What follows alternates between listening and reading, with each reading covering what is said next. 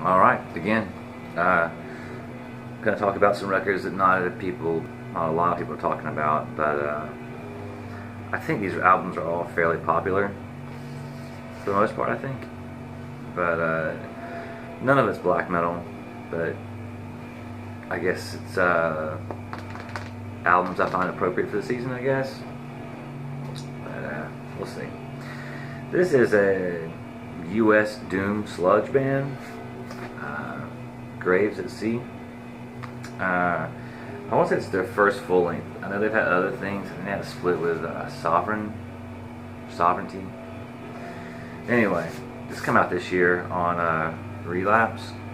There's a lot of different versions of it. This is the blue and gold pressing. It's limited to, I don't know, 500 copies.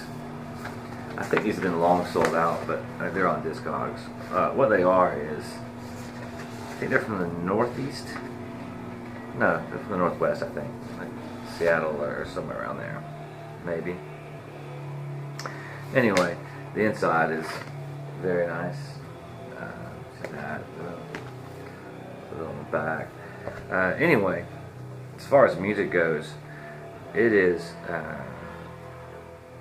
kind of crust, sludge doom, slow paced. The vocals are super rich, high end, but it's very good. I mean, the album art itself kind of tells you what it's about. You know, the Curse That Is the name of the album. Like I said, 2016 release. I don't know. I mean, if you're just a die-hard black metal fan, that's all you listen to, you won't like it. But if you want something a little different to listen to, this is a really good one. Sludge, crust, Gravez at Sea. Alright, this one is a lot different than that one. This is the French band Alceste.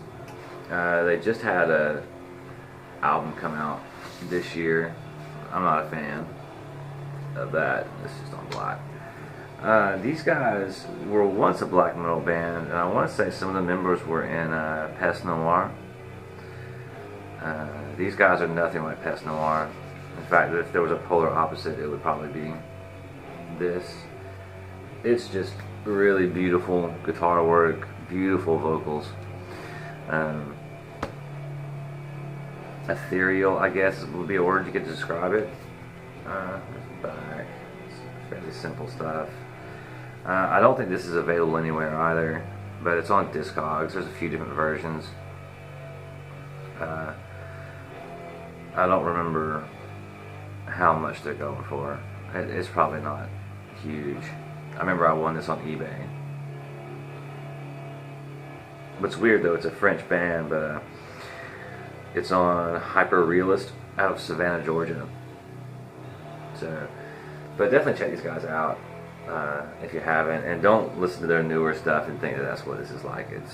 It's similar, but it's not exactly the same. Like I said, this is going to be just a blow-through video. Like I said, I assume everyone, if you're watching this, you know who these bands are, especially this last one.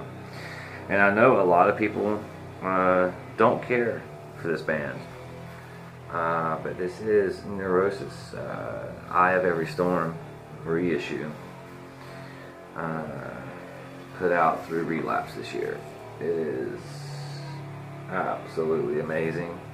It's on super heavy stock, super thick spine. This is probably my favorite metal album of all time. This is really, I think, where Neurosis started kind of experimenting more and more, slowing down. This was printed in the sleeve. They all basically look the same.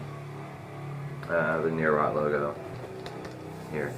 I'm a huge fan of most everything on Neurosis, but this is this Neurosis. I would assume you know what they sound like, and you may even know this album. But if you don't, or if you haven't listened to it in a long time, definitely check it out.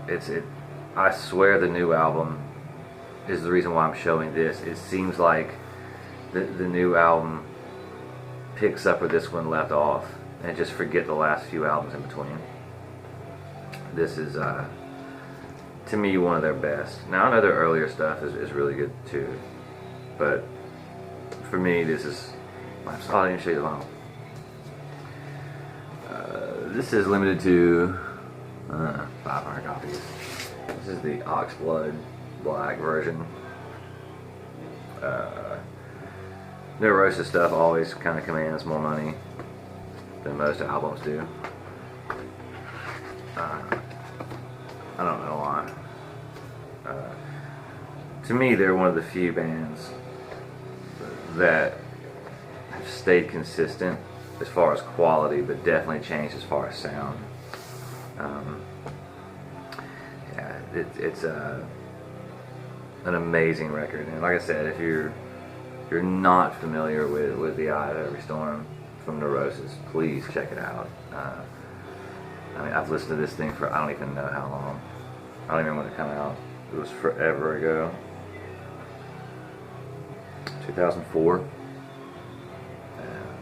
But yeah, I mean, I still have an original 2004 pressing of the CD that I still listen to until I got this. Because if you buy an original pressing of this, I think it's like $100. And I actually like the artwork way more on this than I do the original. The original is just all silver. Anyway, like I said, this is kind of a thrown together video real quick. I had some errands to run. Wanted to do this real fast. Yeah, check these out, man. Do yourself a favor if you haven't listened to them. I know it's not black metal at all, but I think it's definitely something you'd be interested in. And if not, go back to listening to Alice Blood for a while. They're good too.